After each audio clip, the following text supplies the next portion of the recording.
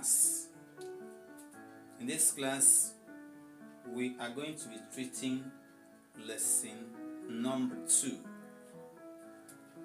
And on lesson number 2, we are treating the topic Clef. That's the second thing that's important to help a composer to start composing his music. Remember that in the past lesson we talked about the stave. We said the stave is the 5 horizontal lines and 4 equal spaces that we use in writing music. We also say that the stave is numbered from below upward. If you haven't gone through that, check one of those topics. I'll put it in the description below. Now the topic we are treating now is the clef, and on this particular topic we are treating this clef you're seeing, which you could see as well on the screen. This particular clef is the one we're discussing in this segment. A clef is a symbol of music, and that symbol is this particular one you're seeing. You can see it here, you can see it on the board as I drew it. Now, here we want to understand the clef. The word clef in itself is the French word clair, and it means key.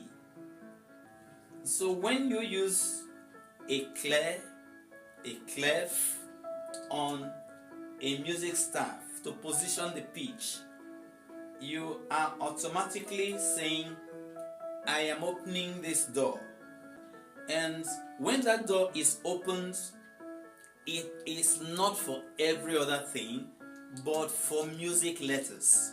It is then that you begin to see and to know that this position is this position is this.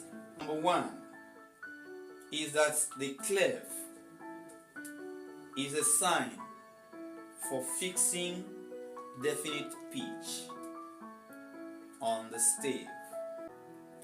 If the clef does not come in onto the staff, that letter will not be there.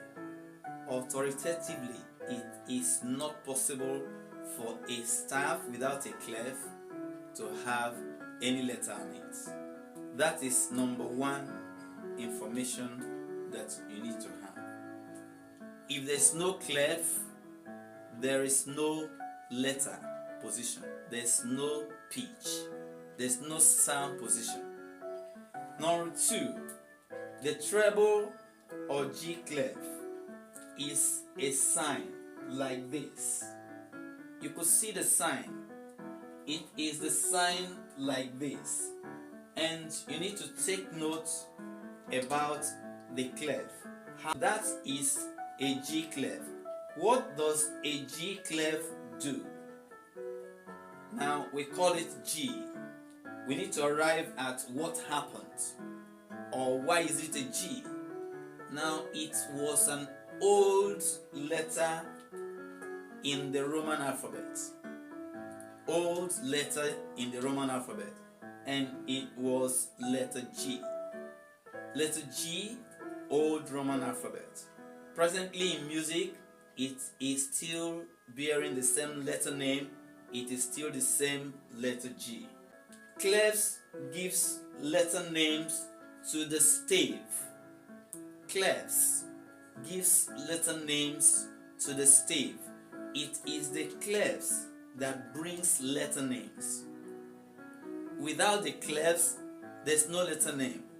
When you bring in the clef, like automatic facility, it spread, and you can be able to read the letters and tell that these are where the letters now appear.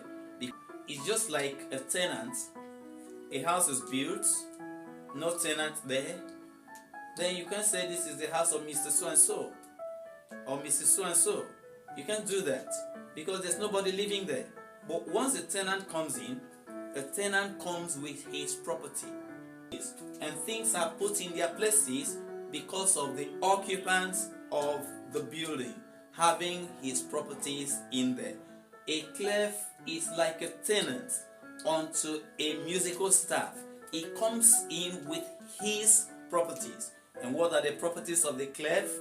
The properties of the clefs are letters. And those letters are the sound of music. 7 letters. A, B, C, D, E, F, G. So those are the letters we have in music. And these are the letters that the clef will bring in. And when it brings it in, you could see it being repeated at different positions. We are going to see that very shortly. C, D, E, F, G, A, B, C. And then it continues going up until it got to G. And then it stops.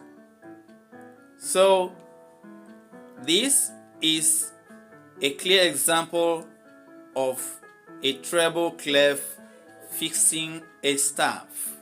Alright, this is another instance of a treble clef fixing the staff.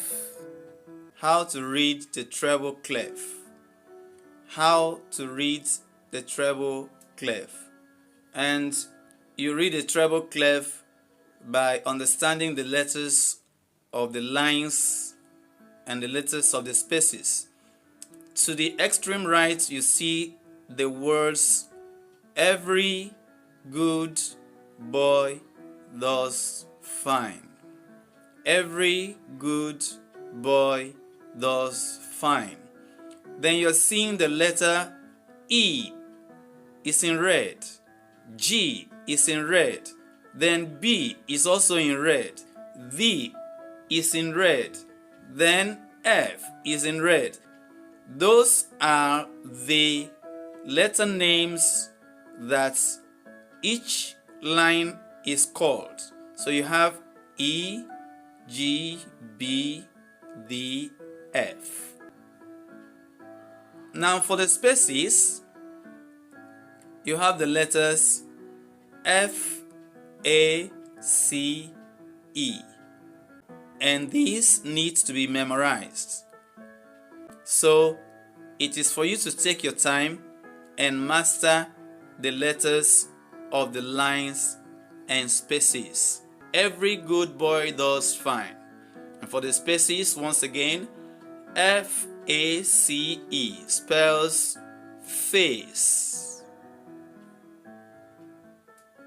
Rounding up this class, let's just do a recap. Number 1, clefs are musical signs for fixed and definite pitch.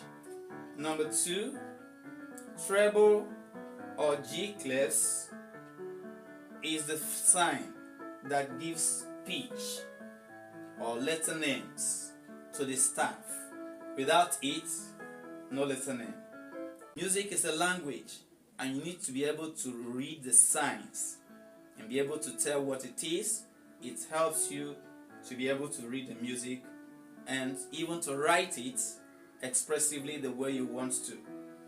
Then, clef positions the staff, and the position that they've put there are absolute.